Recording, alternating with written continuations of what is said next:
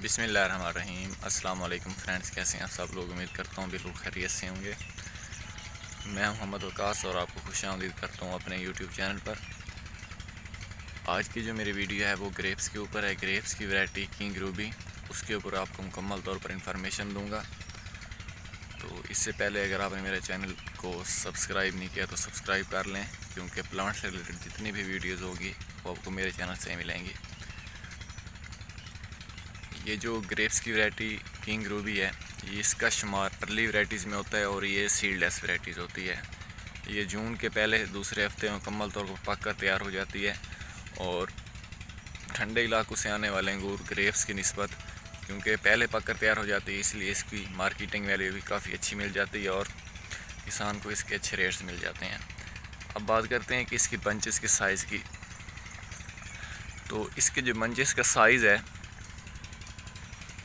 वो 700 से 800 ग्राम तक हो जाता है मैक्सिमम, इससे छोटे भी होते हैं। इसका जो होता है साइज़, उसका जो तल्लक होता है वही पौधे की एज के हिसाब से होता है। जितना पौधा बड़ा होगा इसी तरह इसके बंचेस का और इसके गुच्छों का जो इसके दाने होते हैं उनका साइज़ भी बड़ा होगा।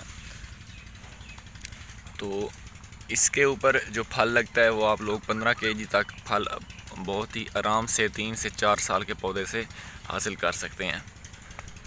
तो इसके जो फल का साइज़ होता है वो दरमियाना होता है, बहुत ज़्यादा बड़ा भी नहीं होता और छोटा भी नहीं होता, दरमियाना रह जाता है। लेकिन फिर वही बात कि इस पौधे के बंचेस का और इसके जो फल हैं उसका साइज़ पौधे की एज के हिसाब से होता है, क्योंकि जितना बड़ा पौधा होगा इतनी ज़्यादा उसने अपनी जो खुराक होती है वो अपने फल को देगा और उसका जो साइज़ है वो नॉर्मल बनेगा, अच्छा साइज़ बनेगा।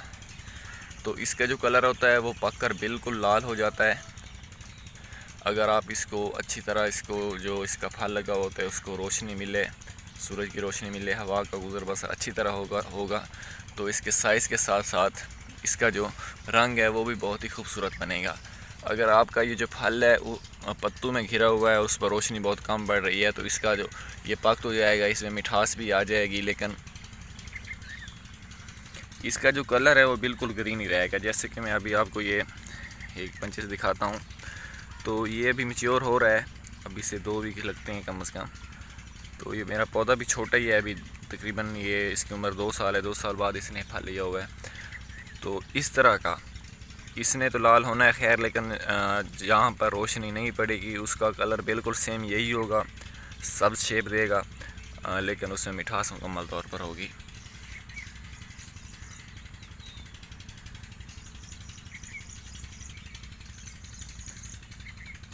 इसमें जो सीड होते हैं स्टार्टिंग में जब ये फल फ्रूटिंग पर आता है तो उसमें वाज़े तौर पर इसके सीड देखे जा सकते हैं, लेकिन जूं ये पौधा मैच्योर होता है, इसका जो फल होता है वो मैच्योर होता है, तो इसमें ऐसा ऐसा जो सीड होते हैं वो बिल्कुल ख़त्म हो जाते हैं। मीन के अगर आप इसको बहुत ही गौर से इसका मुशाहिदा करेंगे तो आपको शायद इसमें सीड नज़र आएगा, लेकिन जब आप खाएँगे तो इस पर बिल्कुल महसूस नहीं होगा।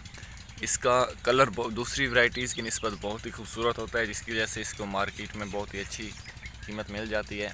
ये अर्ली वैरायटीज़ है और ये पंजाब में वैसे भी वही वैरायटीज़ कामयाब होती हैं जो कि मानसून स्टार्ट होने से पहले ही पक कर तैयार हो जाएं और सेल हो जाएं, क्योंकि जब मानसून स्टार्ट होती हैं तो फिर फंगस का काफ़ी ज़्यादा मसला बनता है, जिसकी वजह से इसकी जो मार्केटिंग वैल्यू वो भी कम हो जाती है।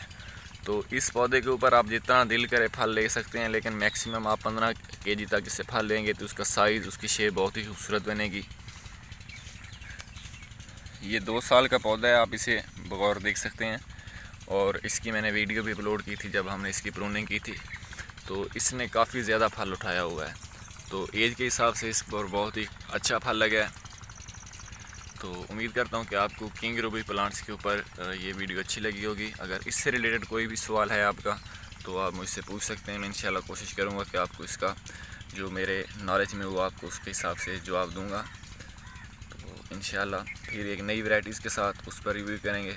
इजाज़त दीजिए, अल्लाह हाफिज़।